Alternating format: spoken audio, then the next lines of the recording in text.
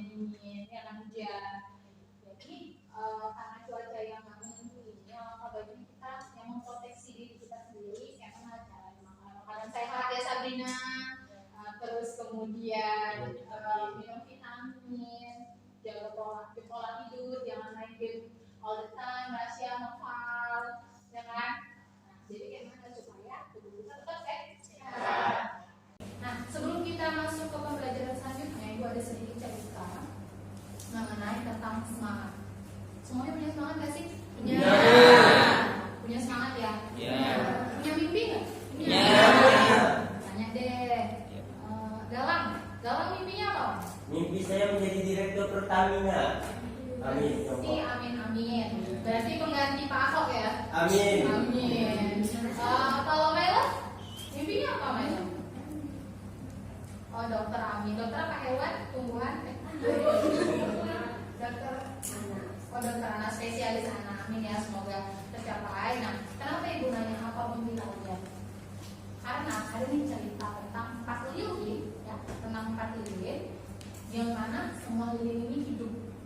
Ya, kalau diterpa angin, ya 3-nya mati, sedangkan ada 1 lilin yang masih hidup. 1 lilin ini mampu menghidupi ke-3 lilinnya, ya kan? Tetapi kalau semuanya mati, kan berarti tidak ada harapan lagi, ya nggak? Itu juga mimpi, itu juga kehidupan. Jadi ketika ada harapan yang nggak sesuai ekspektasi kita, apa yang terjadi di muka bumi ini tidak sesuai dengan ekspektasi kita, ketika kita sedang putus asa, selagi kita masih punya harapan, ada semangat untuk bermimpi meraih mimpi itu tadi, nah mampu menghidupkan rasa putus asa yang tadi mati, terus rasa semangat yang tadi hilang, paham ya? Jadi gua harap semua anak dari sini, semua kalian di sini punya mimpi masing-masing yang harus kalian punya hobi tujuanku. Nah, berhubung ini belum kelas 12 kan, belum memilih untuk jurusan nih, ya kan? Dipikirkan dari sekarang, jangan ketika mau masuk perguruan tinggi nanti baru sibuk apa ya? Selalu ibu bilang sama kalian, cari passion kalian dari sekarang. Cari passionnya apa ya? Apa yang kalian suka dan kalian bisa di dalamnya. Ingat, tidak semua yang kalian suka itu passion kalian, ya. Belum tentu juga yang kalian bisa kalian suka, ya nggak? Iya, makanya dicari dari sekarang. Kalau kita punya ekskul yang bisa ngeksplor itu semua, terus kemudian mungkin ada hobi-hobi lain yang bisa ngeksplor, mencari jati diri kalian, passion kalian itu sebenarnya gimana, gitu. Baru nanti disesuaikan sama kesempatan kalian nanti di kedepannya. Oke? Jangan mimpinya anak ya, jaga mimpinya. Oke? Nah, hari ini kita belajar mengenai perpajakan. Ada nggak sih di sini yang mau jadi pegawai pajak? Bukan pajak beranan ya? Bukan yang jual sayur, bukan yang jual buah. Ada nggak yang mau kerja di kantor perpajakan di sini? Mau ya? Siapa mau kan? Iya ya kan? Hitung-hitungin pajak orang ya kan? Kan kalau jadi hitungin pajak itu PNS ya kan? Ya kalau perspektif masyarakat kita, kalau PNS itu plus gitu. Tapi gue rasa kerja di perpajakan tingkat kesejahteraannya lumayan, bisa jadi tujuan kalian. Oke. Nah, untuk minggu lalu kita belajar tentang apa? APBN. Oke, jadi coba bisa diulas materi minggu lalu kita belajar mengenai APBN. Apa itu APBN? APBN merupakan rincian daftar yang memuat sumber penerimaan negara dan alokasi pengeluaran dalam jangka waktu tertentu. Jadi APBN itu merupakan rincian, ya, yang mana mencatat seluruh pendapatan dan belanja negara dalam kurun waktu berapa lama? 1 tahun.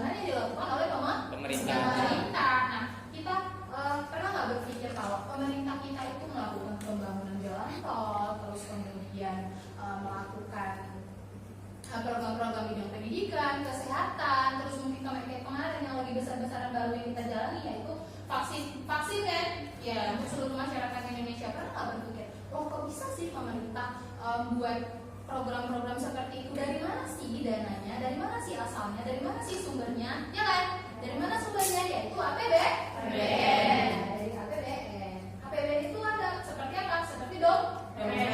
Ya, di mana dompet itu tempatnya masuknya uang yaitu berupa pendapatan. Terus kemudian pendapatan itu dari dompet itu juga kita keluarkan untuk sebagai belanja. Jadi APBN itu fungsinya seperti dompet. Nah, pendapatannya itu berasal dari mana aja? Nah, yang pertama coba dilihat sumber pendapatan negara. Yang pertama itu adalah pajak.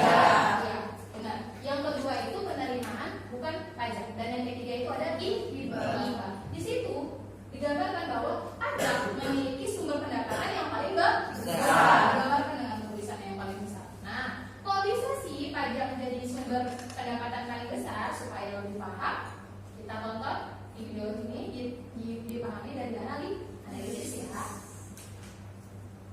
Hola guys, apa kabarnya? Semoga baik-baik aja. Walau kamu tak lagi bersamanya, aduh sedih. Anyways, izinkanlah saya bertanya, apakah kamu ini termasuk ke dalam generasi milenial? Apakah kamu merasa cinta dengan tanah air Indonesia? Sudahkah kamu membela negara kita seperti yang tertulis dalam Konstitusi UUD 1945? For your information ya, sekarang bela negara itu bukan cuma berperang dan menjaga keamanan negara ya guys. Budaya sadar pajak itu juga udah termasuk bela negara. Lo kok bisa? Mau tahu caranya? Ikan hiu makan tomat. Yuk tonton videonya sobat. Tahun 2021 adalah tahun yang berat untuk bangsa Indonesia. Pandemi COVID-19 masih melanda negeri kita sampai sekarang. Banyak dampak yang diakibatkan dari COVID-19 bukan hanya di Indonesia, tetapi juga di seluruh dunia. Hingga saat ini, pandemi COVID-19 di Indonesia menyebabkan kurang lebih 4,12 juta orang terkena kasus positif dan kurang lebih 135.000 orang meninggal dunia. Coba kamu bayangkan sampai kapan kita harus mengalami pandemi ini. Tentunya kita semua ingin keluar dari pandemi ini dan bisa merasakan keadaan normal seperti sedia kala. Pemerintah tentu tidak tinggal diam melihat bangsa Indonesia yang dalam keterpurukan itu.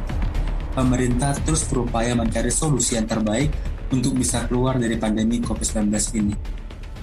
Salah satu langkah yang sedang dilakukan pemerintah adalah melakukan program vaksinasi untuk seluruh rakyat Indonesia. Tentunya tidak sedikit biaya yang harus dikeluarkan pemerintah untuk vaksinasi kurang lebih 272 juta lebih masyarakat Indonesia. Jadi, dari mana dana untuk program vaksinasi ini? Pemerintah memiliki dompet yang bisa menerima dan mengeluarkan uang sebagaimana fungsi dompet pada umumnya.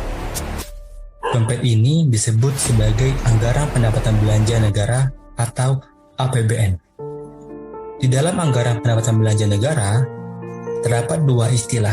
Yang pertama adalah pendapatan negara dan belanja negara. Pendapatan negara adalah uang masuk ke dompet pemerintah, sedangkan belanja negara adalah uang keluar dari dompet pemerintah. Lantas, dari manakah pendapatan negara kita? Sumber pendapatan negara terdiri dari pendapatan berupa kepabeanan dan cukai, penerimaan pajak, penerimaan negara bukan pajak, serta dana hibah. Dapat dilihat dari grafik yang tertera, penerimaan pajak memiliki jumlah yang terbesar dibandingkan dengan 3 sumber pendapatan negara yang lain. Jumlah penerimaan pajak senilai 1,22 triliun rupiah mencapai angka 70% dari sumber pendapatan negara. Dalam hal ini, kita dapat mengumpamakan pajak sebagai tulang punggung untuk pembangunan negara. Kalau dalam keluarga, umumnya pencari nafkah utama di keluarga adalah suami. Namun, tak jarang situasi menempatkan istri atau anak menjadi pencari nafkah utama keluarga. Nah, apabila tidak ada tulang punggung yang memproteksi keluarga, maka akan terjadi risiko keluarga yang terbengkalai. Nah, apakah masih mau kalau tulang punggung negara ini sampai mengalami nyeri otot karena orang-orangnya tidak mau membayar pajak? Buat yang penasaran, untuk apa saja sebenarnya pendapatan negara yang berasal dari pajak ini digunakan, akan kami bahas lebih lanjut. Kemanakah tiap 1 juta uang pajak yang kita salurkan? Nah, dalam 1 juta rupiah pajak yang diterima oleh negara akan disalurkan kembali ke berbagai sektor, seperti sektor pendidikan, kesehatan, perlindungan sosial, transfer ke daerah, pelayanan umum, dan masih banyak lagi. Namun faktanya, mencapai target penerimaan pajak itu tidaklah mudah. Lihatlah, realisasi penerimaan pajak dari tahun ke tahun tidak mencapai target yang sudah ditentukan. Mengapa hal ini bisa terjadi? Selain karena dampak pandemi, faktor lain yang juga mempengaruhi kegagalan mencapai target penerimaan pajak adalah masih terdapat warga negara Indonesia yang kurang memiliki kesadaran sehingga tidak patuh dalam melaporkan dan membayar pajaknya. Nah, ini saatnya kamu sebagai generasi milenial saat ini, yang mana merupakan calon generasi emas. Pada tahun 2045 atau sekitar 20-25 tahun lagi, kalian akan berada di usia produktif dan diproyeksikan mendominasi sekitar 60% dari proyeksi jumlah penduduk nanti. Bayangkan jika 60% generasi emas tersebut membayar pajak. Wow, APBN kita akan meningkat berlipat-lipat. Pembangunan negara akan melesat, fasilitas yang kita rasakan akan sangat banyak. Maka, impian kita untuk menjadi negara yang maju tidaklah sebatas angan. Sekarang, kamu sudah sadar kan pentingnya pajak itu? Yuk, kenalan dulu. Pajak itu apa sih? Apa sih itu pajak? Pajak ialah kontribusi wajib kepada negara yang bersifat memaksa dan digunakan untuk keperluan negara bagi kemakmuran rakyat yang hasilnya tidak dapat dirasakan secara langsung. Fungsi pajak ada 4. Yang pertama, budgeter yang berfungsi sebagai sumber pendapatan negara. Yang kedua, reguleren untuk mengatur pertumbuhan ekonomi. Yang ketiga, stabilitas untuk menjaga stabilitas harga. Yang keempat, redistribusi untuk membiayai semua kepentingan umum. Lantas, apa yang seharusnya kita lakukan sebagai wujud bela negara dalam bidang perpajakan? Kita terlebih dahulu mendaftarkan NPWP. Apabila sudah memiliki penghasilan, dalam artian menjalankan usaha atau melakukan pekerjaan bebas, Anda wajib segera mendaftarkan NPWP paling lambat 1 bulan setelah saat usaha atau pekerjaan bebas secara nyata mulai dilakukan. Namun, bila Anda sudah berusia 18 tahun tetapi belum berpenghasilan, Anda dapat memilih untuk mendaftar atau tidak. Pendaftaran NPWP sekarang dapat dilakukan secara online melalui e-rek. Jika Anda mengalami kesulitan dalam mendaftar, Anda dapat melihat tutorial melalui kanal YouTube Ditjen Pajak. Syarat-syarat permohonan pendaftaran NPWP dapat dilihat di Peraturan Ditjen Pajak Nomor Per4/PJ/2020. Setelah mendaftar, bagaimana sih cara kita agar mendapatkan NPWP elektronik? Langkah pertama yaitu login pada website www.pajak.go.id. Yang kedua, kita lakukan klik pada tab informasi yang memuat preview NPWP elektronik. Dan selanjutnya kita klik tombol kirim email. Yang terakhir kita cek inbox email untuk melihat dan mengunduh NPWP elektronik Anda. Setelah NPWP terdaftar, kita memiliki kewajiban untuk menghitung dan membayar pajak. Pertama yang kita lakukan dalam melakukan kewajiban perpajakan, setelah kewajiban menghitung dan menyetor pajak yang terutang terpenuhi, kita memiliki kewajiban melaporkan SPT. SPT dapat berupa SPT massa dan SPT tahunan. Batas akhir pelaporan SPT massa berdasarkan undang-undang di bidang perpajakan. Batas akhir pelaporan SPT tahunan untuk orang pribadi yakni 3 bulan setelah akhir tahun pajak. Sedangkan untuk badan usaha yakni 4 bulan setelah akhir tahun pajak. Nah, sekarang sudah kenal dan paham akan pentingnya pajak nih. Seperti kata pepatah, tak kenal maka tak sayang. Sudah kenal, jangan di-ghosting ya. Ayo, wujudkan masa depan Indonesia yang gemilang dengan bela negara melalui budaya sadar pajak. Terima kasih sudah menonton video ini. Yuk, share pengetahuan kamu kepada yang lain, agar generasi milenial yang jadi generasi emas sadar pajak enggak cuma kamu aja. Ikan hiu makan ikan hiu. I love you and see you. Oke. Gimana? Langsung sekali atau termenung? Oke, sebelum ini deh ada ice breaking. Biar supaya tadi kayak teman-temannya aja kan. Udah lama udah di kelas ini. Ice breakingnya ikuti. Kata kuncinya adalah ikuti ucapan saya. Ya, videonya adalah ikuti ucapan saya.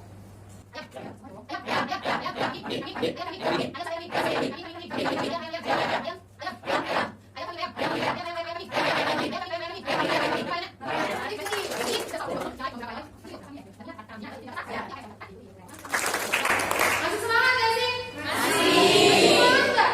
Masih. Semangat dong. Tapi mau jadi dokter. Tapi tadi mau jadi Direktur Pertamina. Direktur Pertamina. Amin. Nah, oke. Tadi barusan nonton video ya kan mengenai tentang pajak ya. Coba Ibu mau tanya, apa sih yang udah kalian dapatkan dari video ini? Oke, bilang.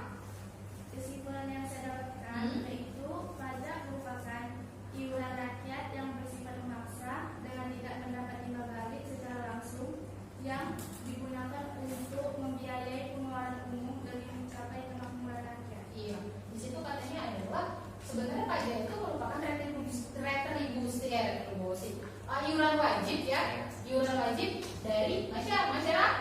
Kemana pertama? Di mana balasan jasanya tidak bisa dirasakan secara langsung. Iya, tidak bisa dirasakan secara langsung. Melalui apa sih balas jasanya? Melalui apa yang kita gunakan sekarang, ya fasilitas-fasilitas sekolah, terus kemudian jalan raya. Ada di sini yang nggak pakai jalan raya? Mungkin dia pakai tenaga awan Clinton kayak si ini, kayak si Goku. Gak ada ya? Iya. Semuanya pakai jalan raya, semuanya pakai jembatan, pakai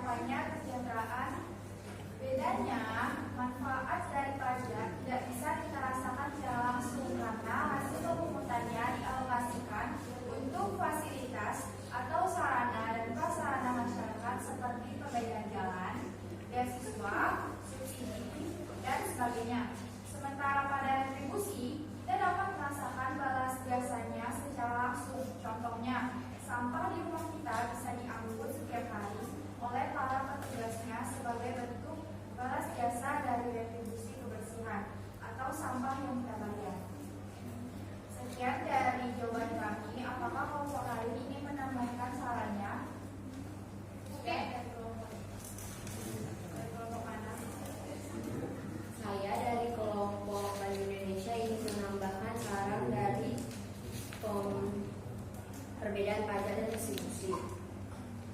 Pemungutan pajak juga diatur berdasarkan undang-undang, sedangkan pemungutan restitusi berdasarkan peraturan pemerintah, peraturan menteri atau pejabat yang lebih rendah. Dan yang pemungutnya juga pemerintah daerah yang berkaitan dengan lembaga yang biasanya digunakan. Sedangkan pajak langsung dipungut oleh pemerintah pusat dan pemerintah daerah. Terima kasih atas sarannya. Baiklah, kami tutup. Assalamualaikum warahmatullahi wabarakatuh. Waalaikumsalam. Oke, jadi itu ya. Terima kasih kepada kelompok 2.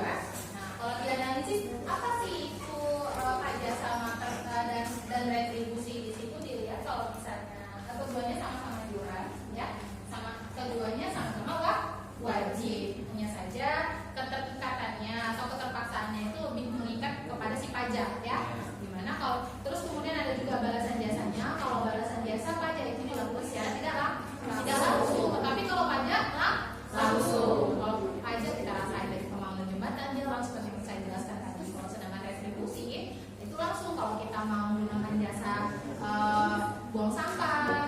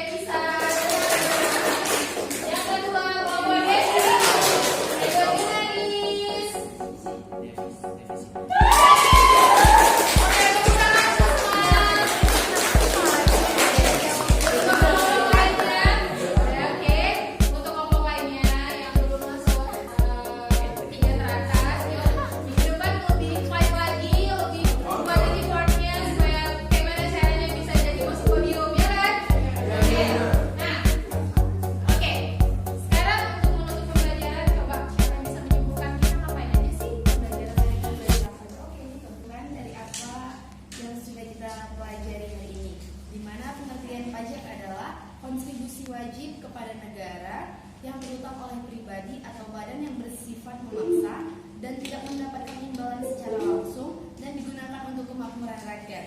Dan di mana juga pajak memiliki 4 fungsi, yaitu fungsi pertama fungsi budgeter, yang kedua fungsi regulasi, yang ketiga fungsi stabilitasi, dan yang terakhir adalah fungsi retribusi. Itu saja yang dapat saya simpulkan dari pembelajaran kita hari ini. Sekian dan terima kasih. Terus kemudian belajar mengenai fungsi-fungsi pajak. Yang pertama fungsi pajak apa? Budget. Yang kedua regulasi. Yang ketiga Stabilisasi. Dan yang terakhir Retribusi. Oke. Cukup sekian untuk pembelajaran hari ini. Untuk di pertemuan selanjutnya kita akan belajar mengenai pajak penghasilan. Nah, di situ kita akan belajar apa aja sih siapa aja si objek pajak, siapa aja sih subjek pajak, terus mengenai tarif pajak penghasilan, terus kemudian mengenai PPKP dan sebagainya. Sudah kita bisa mampu menghitung pajak orang tua masing-masing nantinya. Oke ya? Terima kasih atas pertemuan hari ini. Sebelum menutup pembelajaran, ada baiknya kita berdoa. Silakan. Sebelum mengakhiri pertemuan hari ini, bagian kita berdoa menurut kepercayaan agama masing-masing. Berdoa dimulai.